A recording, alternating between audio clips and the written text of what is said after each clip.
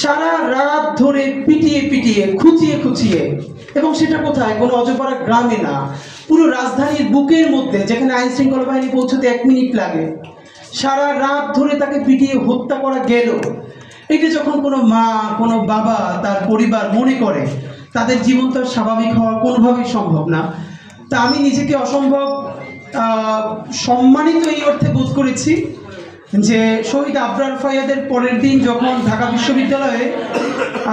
বিশ্ববিদ্যালয়ে যেদিন গায়েবানা জানাজা হলো, তখন ঢাকা বিশ্ববিদ্যালয়ের ছুটি চলছিল একটা। তো গায়েবানা জানাজার পরে আমাদের সকল ভাইয়ের, আমার মনে আছে যে সেই গায়েবানা জানাজা তো আমাদের আক্তার পড়িয়েছিল, আক্তার আজকে আসবার কথা।